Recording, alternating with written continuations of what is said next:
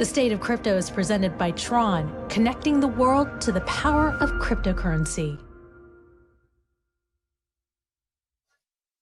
Welcome back to First Mover. A judge ruled that Sam Bankman-Fried will have to stay in jail for the duration of his trial. Joining us now to discuss is CoinDesk Global Policy and Regulation Managing Editor Nick Day, who's also the editor of CoinDesk's State of Crypto newsletter. Hello, Nick. Good morning. Good morning to you. I believe that you were out celebrating with the team last night, so amazing. We'll talk about that a little bit later, but let's talk about Sam Bankman-Fried. What happened in court yesterday? He was not out last night celebrating, unfortunately for him. The federal judge overseeing his case denied the third attempt by his defense team to have him released during the trial into custody. In this argument, the defense team said that Bankman-Fried would agree to a number of pretty serious restrictions, having a guard at all times, or being in custody of his attorneys, being banned from any kind of electronic device, a gag order from speaking to anyone but his family and select others. The judge was not compelled by the arguments. He said that the arguments that the defense made more or less were the same as what they've made previously. In response to the defense's argument that they needed better access to Bankman-Fried for the trial, he said that on days that there's certain witness testimony that they have to prepare for or respond to, Bankman-Fried will be produced to the courthouse early, and the attorneys he's working with can talk to him before the trial begins that day. So is he are they going to challenge this again? I mean, this just seems like every week he's like, get me out of here. At this point, given that the trial starts in, 2 business days, or 4 days for the rest of us, it might not be worth it for them to try and go through the whole appeals court thing, right? If they do, they have to prepare all those filings, they have to prepare arguments, they have to, have those arguments heard. The trial itself, again, it's starting soon. My guess is they're probably going to focus on that for now, and we've talked about this before, but to some extent, when there is an appeal, should Bankman-Fried be found guilty, I imagine that all of the stuff that happened in the lead up to it is going to be part of that, appeal process. They're going to say, okay, well, we tried to put on a good defense, but we weren't able to have access to our client from, August, whatever, to the beginning of the trial.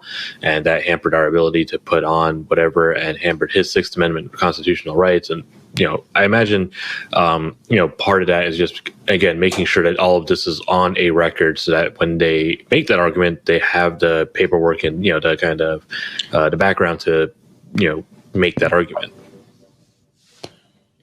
Nick, what about these unposted X posts that CoinDesk has obtained? What's going on there? Yeah, so, we've seen for a while now that Bankman-Fried has, basically created a number of these kind of draft writings, and they've been starting to circulate, and basically they kind of show, the things he was looking at and things he was thinking about with regard to trying to communicate, stuff with the general public. Our very own Christine Lee obtained some of these tweets, and that was part of this morning's, reporting.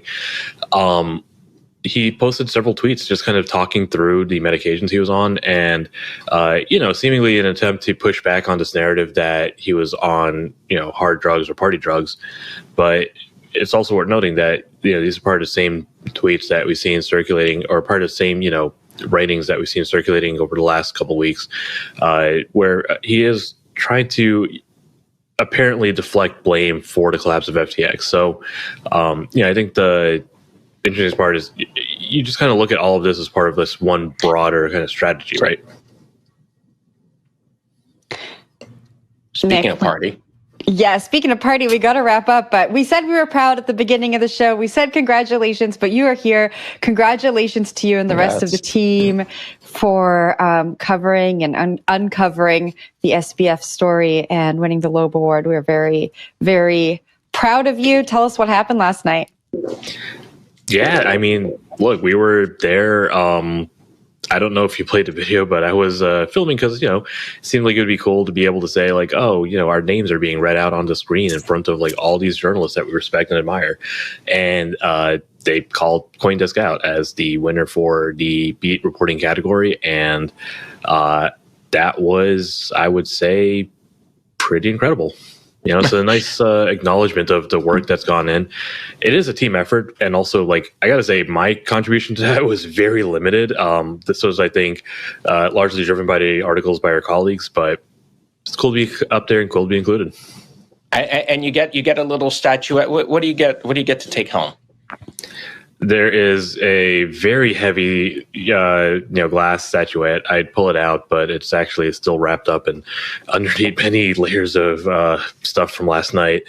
It is large. Right. It is heavy. It is going to have a prominent position as soon as I build a bookshelf or something to display it on. Put it right behind you every time you do this show. Yeah, I gotta just nail like a shelf up here. Well, once you get it out, you gotta spray some champagne like the guys who win the big sporting events. You think Stanley Cup. I know what you're trying to say. All right, Nick, congratulations again, and thanks for joining us this morning. Happy weekend. Congrats. That was CoinDesk Global Policy and Regulation Managing Editor Nick Day. Don't forget to sign up for the new SBF Trial newsletter that will take you inside the courtroom. CoinDesk TV will also have special coverage starting October 3rd.